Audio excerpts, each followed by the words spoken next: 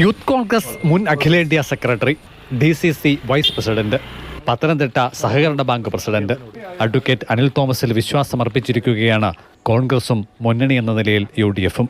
സീറ്റാവശ്യം Congress നിരാകരിച്ചതോടെ Churulikode ward councillor Ani Saji രണ്ടും കൽപ്പിച്ച് രംഗത്തിറങ്ങിയിട്ടുമുണ്ട്.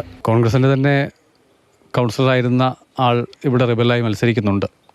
സാധ്യതകളെ ഏതെങ്കിലും തരത്തിൽ അത് ബാധിക്കുമോ? 33 നഗരസഭാ വാർഡുകളിൽ 18 സംവരണ വാർഡുകൾ കഴിഞ്ഞ 15 വാർഡായിരുന്നു ഉണ്ടായിരുന്നത്. അതിൽ 4 വാർഡുകൾ ഘടകകക്ഷികൾക്ക് ജനറൽ വാർഡുകൾ കൊടുക്കേണ്ടി വന്നു. പിന്നെ 11 ജനറൽ വാർഡേ ഉള്ളൂ.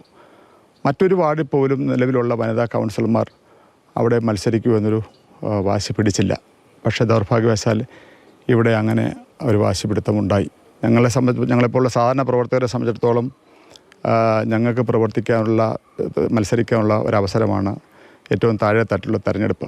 അപ്പം സെലിബ്രിറ്റികളൊക്കെ ആണെങ്കിൽ അവർക്ക് മുകളിലോട്ടൊക്കെ പോകാനുള്ള അവസരങ്ങളുണ്ട്. നമ്മൾ സെലിബ്രിറ്റി അല്ലാത്തതുകൊണ്ട് നമുക്ക് അതുകൊണ്ട് തെരഞ്ഞെടുപ്പിൻ്റെ ഫലത്തെ ഈ പറയുന്ന വിമത പ്രവർത്തനം സ്വാധീനിക്കും എന്ന് ഒരു കാരണവശാലും കരുതുന്നില്ല. ഇത്തവണ വോട്ട് ചെയ്യാൻ വരണം കേട്ടോ.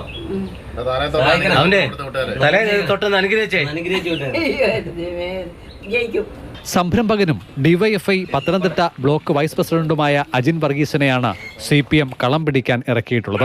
CPM ലോക്കൽ കമ്മിറ്റി അംഗം, യുവജനക്ഷേമ ബോർഡ് നഗരസഭാ കോർഡിനേറ്റർ എന്നീ നിലകളിലെ പ്രവർത്തനവും അതുവഴിയുള്ള സൗഹൃദങ്ങളുമാണ് ആത്മവിശ്വാസം. ഈ വാർഡിൻ്റെ പൊതുവായ സ്ഥിതി എങ്ങനെ വിലയിരുത്തുന്നു? നിലവിൽ UDF വിമതയും മത്സരിക്കുന്നുണ്ട്. അതുകൊണ്ട് തന്നെ നമ്മൾ അത്തരത്തിലുള്ള കാര്യങ്ങളൊന്നും ചർച്ചയാക്കുന്നില്ല.